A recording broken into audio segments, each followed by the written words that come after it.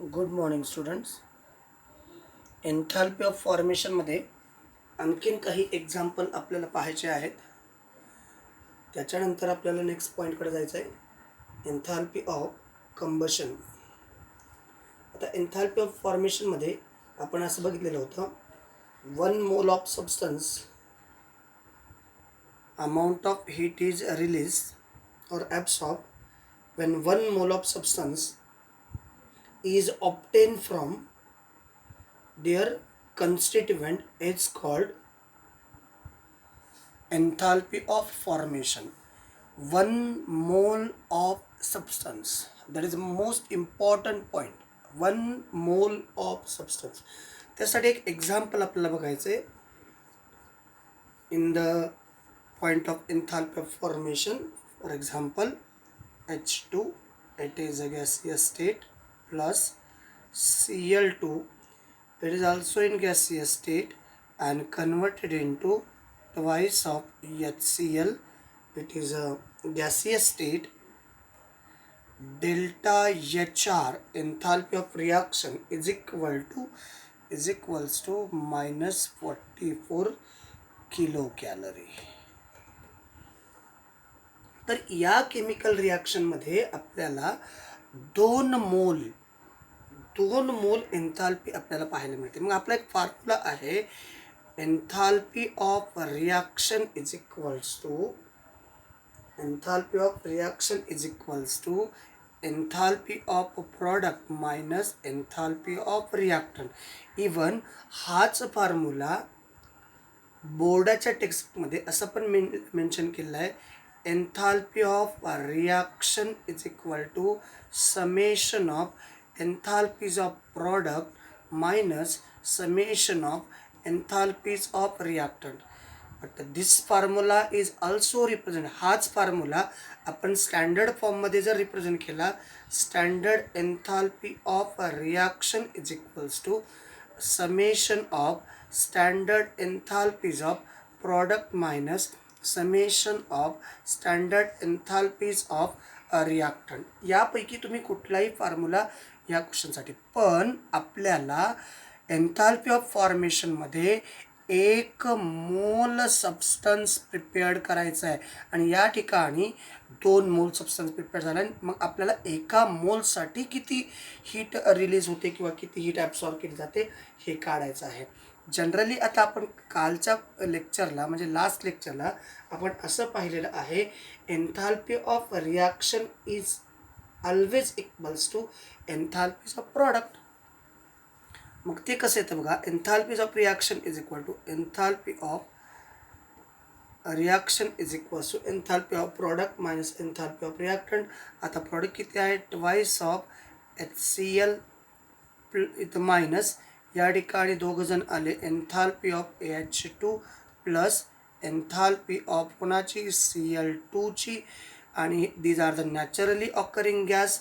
So enthalpy of reaction is equals to twice of HCl minus, या ठिकाणी येईल 0, कारण यांच्या स्टँडर्ड स्टेटमध्ये नॅचरली ऑकरिंग सबस्टन्स असल्यामुळे त्यांची एन्थाल्पी 0 असते.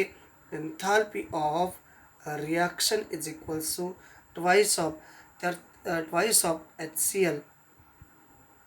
HCl, म्हणजे काय, HClची enthalpy, twice of enthalpy of HCl, twice of enthalpy of HCl and twice of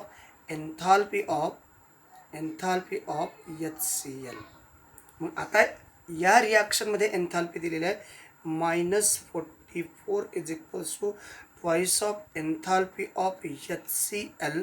तर आपल्याला 1 मोल HClची एन्थाल्पी काढायचं आहे. तर enthalpy of HCl is equal to, या ठिकाणी -44 डिवायडेड बाय 2. तर एन्थाल्पी ऑफ HCl ॲट 1 मोल, enthalpy of HCl at 1 mole is equals to -22 kilo calorie. तर अशा प्रकारे आपल्याला ह्या एन्थाल्पी ऑफ फॉर्मेशनचं एक्झाम्पल कॅल्क्युलेट करता येत असतं. म्हणजे एखाद्या केमिकल रिॲक्शनमध्ये रिॲक्टंट किंवा प्रोडक्ट किती जरी दिलेले असतील, 2 मोल 4 मोल 5 मोल 10 मोल किती जरी दिलेली असली तरी आपल्याला एन्थाल्पी ऑफ फॉर्मेशनच्या डेफिनेशन आपल्याला एन्थाल्पी ऑफ फॉर्मेशनची अशी सांगते, 1 mole of substance is obtain from, 1 मोल सबस्टन्स आपल्याला मिळतो फ्रॉम देअर कन्स्टिट्युएंट. सो कन्स्टिट्युएंट म्हणजे हा 1 मोल जर मिळायचा असेल तर या 2 कन्स्टिट्युएंटपासून मिळणारा आहे आणि तोही त्याच्या स्टँडर्ड स्टेटला. All clear? तोही त्याच्या स्टँडर्ड स्टेटला. तर अशा प्रकारे हा एन्थाल्पी ऑफ फॉर्मेशनचा कन्सेप्ट आहे. जर समजा एखादा कंपाऊंड किती स्टेबल आहे हे कशावरती ठरतं, तर तो कंपाऊंड तयार होत असताना त्या कंपाऊंडमधून किती जास्तीत जास्त हीट लिबरेट झालेली आहे,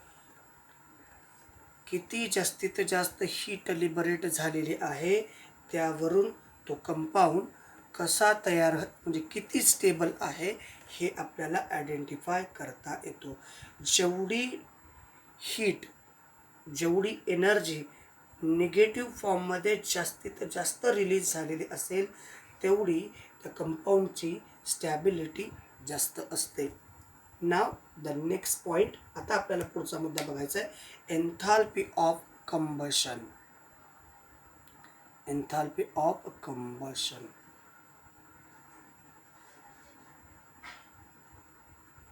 and it is represented as delta Hc, enthalpy of combustion.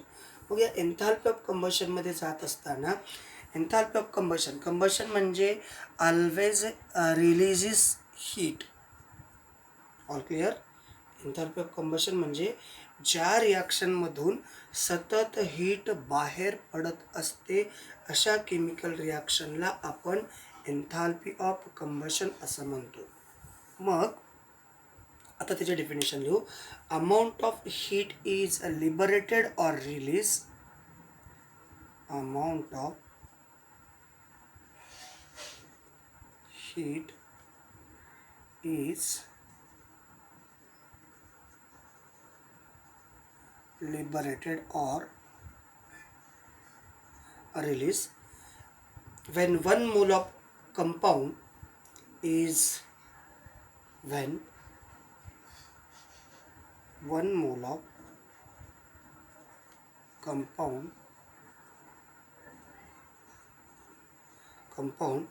is burned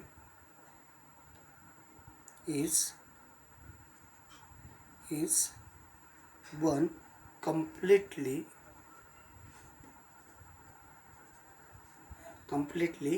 in excess of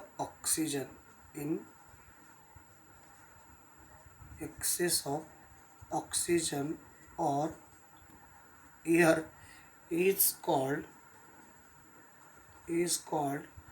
enthalpy of combustion. म्हणजे एखादा मोल सबस्टन्स, याही ठिकाणी आपल्याला 1 मोल कंपाऊंड दिलेलं आहे. 1 मोल इज मोस्ट इम्पॉर्टंट. म्हणजे 1 मोल कंपाऊंड कंबस्ट होतो, 1 मोल कंपाऊंड जळतो.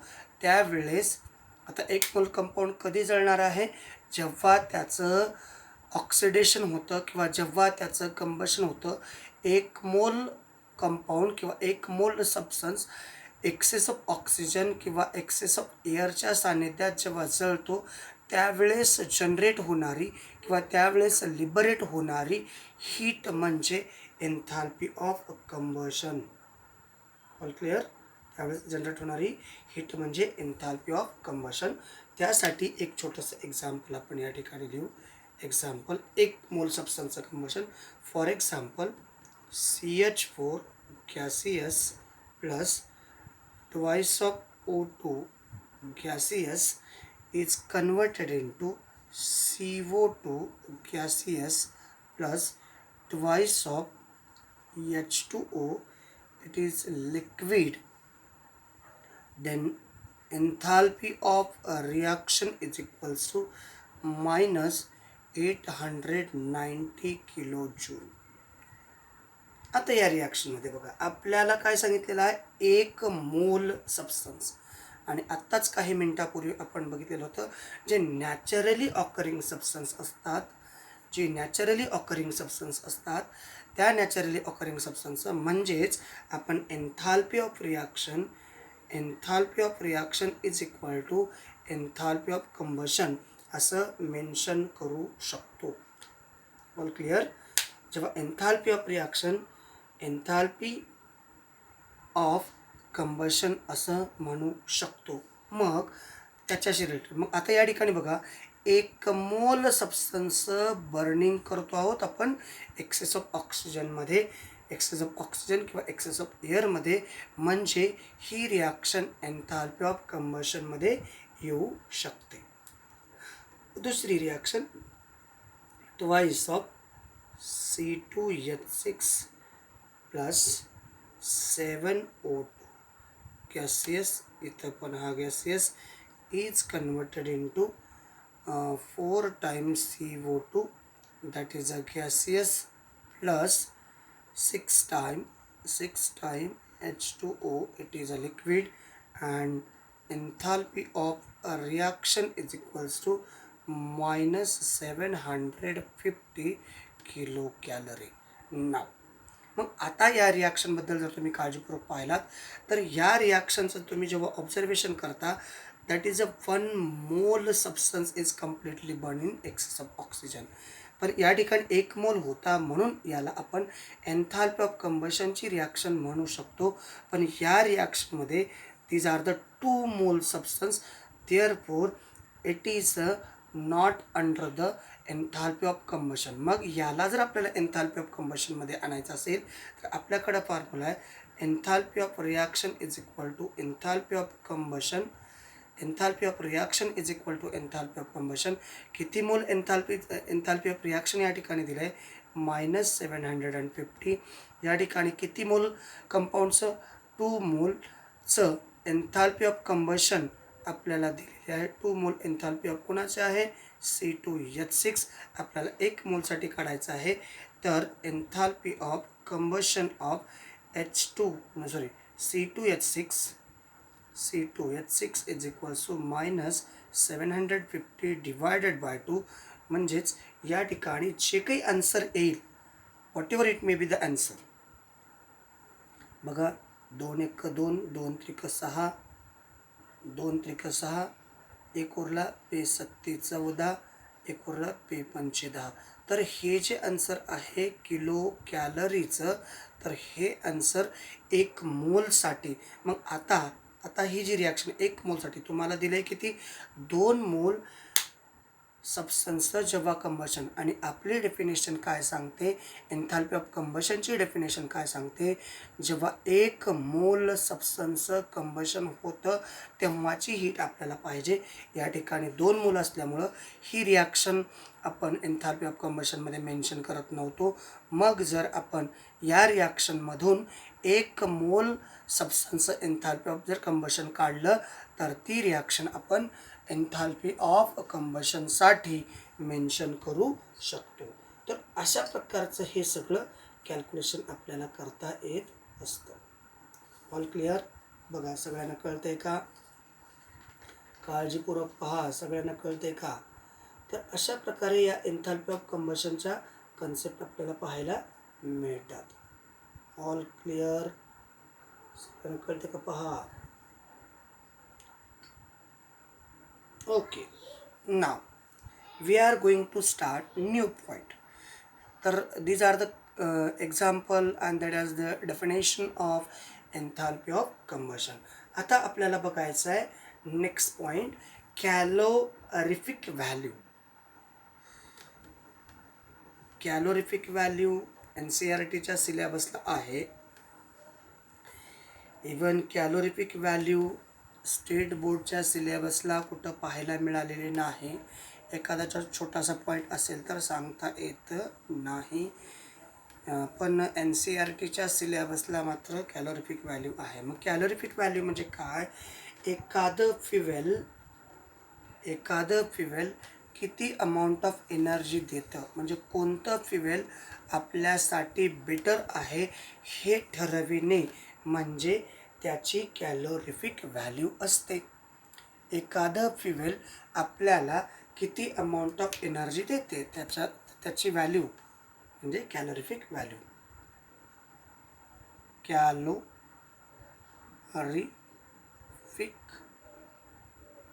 Value, calorific value. चला आलं का ना. आता कॅलोरिफिक व्हॅल्यू म्हणजे काय? कॅलोरिफिक व्हॅल्यू म्हणजे which fuel is a better, कोणतं फ्युएल आपल्याला बेटर आहे. Which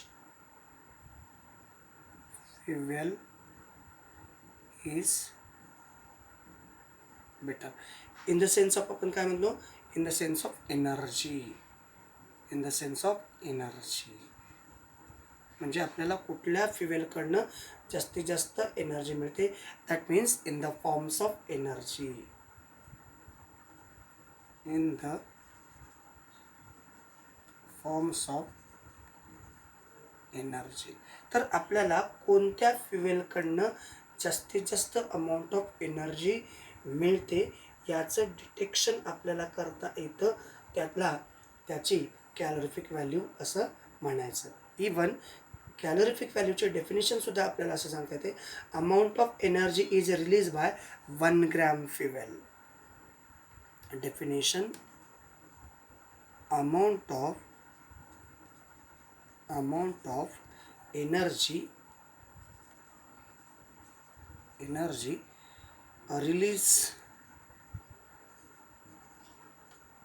release by 1 gram fuel. 1 gram fuel याला काय म्हणायचं? Calorific value. आता या कॅलोरिफिक व्हॅल्यू आपल्याला कसं ठरवता येतील? तर एक एक्झाम्पल आपण घेऊ. Delta H C, enthalpy of combustion of, delta H C, enthalpy of combustion of CH4. जेव्हा या 1 मोल CH4चं कंबशन होतं तेव्हा -900 किलो जूल एनर्जी मिळते. आणि delta H C of C4H10, C4H10 म्हणजे त्याला आपण ब्युटेन असं म्हणतो.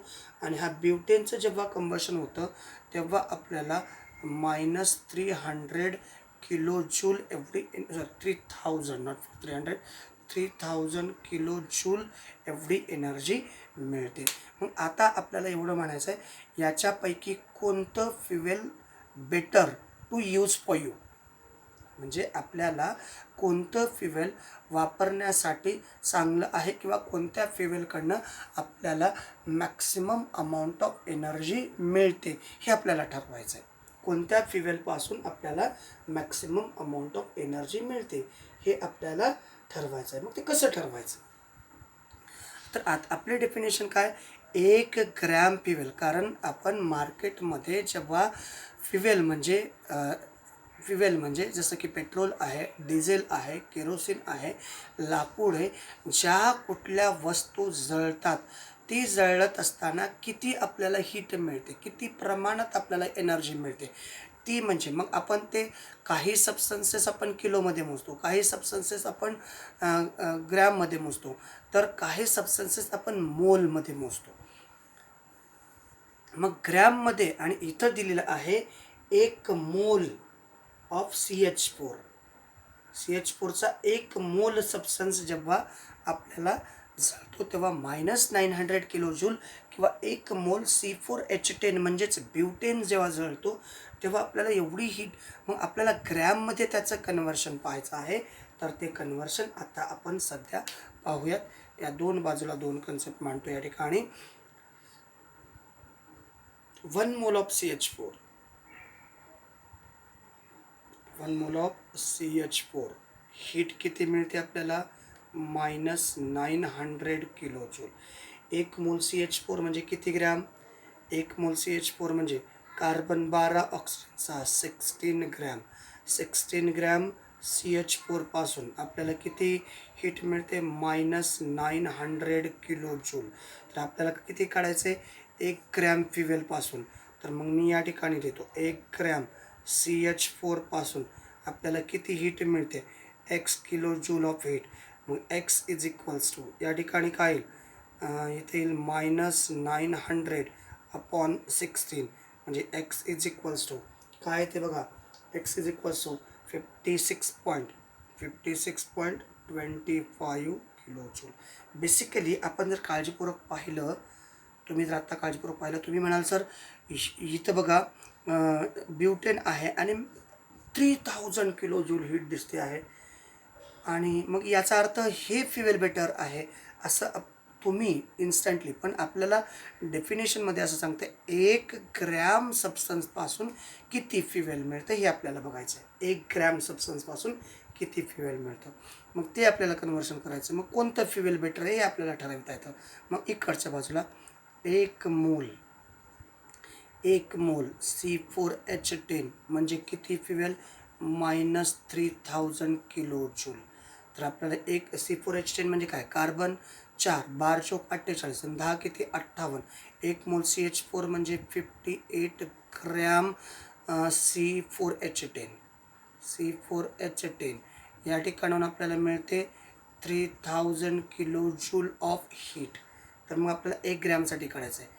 1 ग्रॅम C4H10 पासून किती हीट मिळते, x किलो जूल. तर x इज इक्वल्स टू या ठिकाणी आला 3000 डिवायडेड बाय 58. जवळपास याला जर आपण 60 कन्सिडर केलं, ॲक्च्युअल 58ची व्हॅल्यू किती येते माहिती आहे का, ॲक्च्युअल 58साठी व्हॅल्यू येते 51.72. जर याला आपण ॲप्रॉक्सिमेटली 60 कन्सिडर केला तर हा कॅन्सल आणि 6 1 6 6 पंचे 30, इथे तर 50, म्हणजे जवळपास किलो जूल. आता थोडंसं काळजीपूर्वक पहा, इथं 1 मोल ब्युटेन जळतो 3000 किलो जूल एवढी एनर्जी रिलीज होते. जरा काळजीपूर्वक पहा, कारण तुम्ही अगोदर याला क्लिअर कट करणार होता किंवा याच्यात एवढी मोठी हीट मिळते म्हणजे that is a better fuel to use. तर तसं नाही. तर आता तुम्ही जेव्हा डेफिनेशन पाहता, amount of energy release by 1 gram fuel, 1 gram फ्युएलपासून किती एनर्जी मिळते त्यानुसार आपल्याला ठरवायचं आहे की त्या फ्युएलपासून किती अमाऊंट, म्हणजे ते फ्युएल आपण वापरायचं किंवा नाही. ज्याच्याकडनं आपल्याला जास्तीत जास्त अमाऊंट ऑफ एनर्जी मिळते तर ते फ्युएल आपण प्रॉपरली यूज करतो. मग आता हे 2 फ्युएल होते, एक मिथेन आहे, एक ब्युटेन आहे. मिथेनपासून आपल्याला पर ग्रॅम 56.25 किलो जूल एनर्जी मिळते, तर ब्युटेनपासून आपल्याला 51.72 किलो जूल एवढी. मग आता तुम्ही ठरवणार, तुमच्याकडं पर ग्रॅम हीट रिलीज होते हे तुमच्याकडं रिप्रेझेंट केलेलं आहे. पर ग्रॅम हीट कशी रिप्रेझेंट होते हे तुम्हाला रिप्रेझेंट म्हणजे बाय कॅल्क्युलेशन तुम्हाला सांगितलेलं आहे. Then we have decide to which fuel is better to use. तुम्ही ठरवणार कोणतं फ्युएल तुम्हाला वापरण्यासाठी योग्य आहे. So my answer is methane is better fuel as compare to the butane. So in this way we calculate the calorific value. अशा प्रकारे आपण कॅलरिफिक व्हॅल्यू कॅल्क्युलेट करत असतो. त्याचबरोबर आणखीन खूप काही एक्झाम्पल आहेत, ते तुमच्या टेक्स्टबुकमध्ये वेगवेगळ्या कन्सेप्टला वेगवेगळ्या फॉर्म्युलाशी रिलेटेड हे एक्झाम्पल तुम्हाला सॉल्व करायला दिलेले आहेत. ते तुम्ही टेक्स्टबुकच्या माध्यमातून सॉल्व करू शकता. चला ठीक आहे, आपण या ठिकाणी थांबूयात. याच्यानंतरचा नंतर एन्थाल्पी ऑफ फेज ट्रान्झिशन आहे किंवा फेज चेंज आहे, तो पॉईंट आपण नेक्स्ट व्हिडिओमध्ये क्रिएट करणार आहोत. तर कदाचित या सगळ्या गोष्टी आपल्याला क्लिअर झाल्या असतील असा मी अंदाज ठेवतो, अशी मी अपेक्षा ठेवतो आणि या ठिकाणी थांबतो. थँक्यू. Thanks a lot.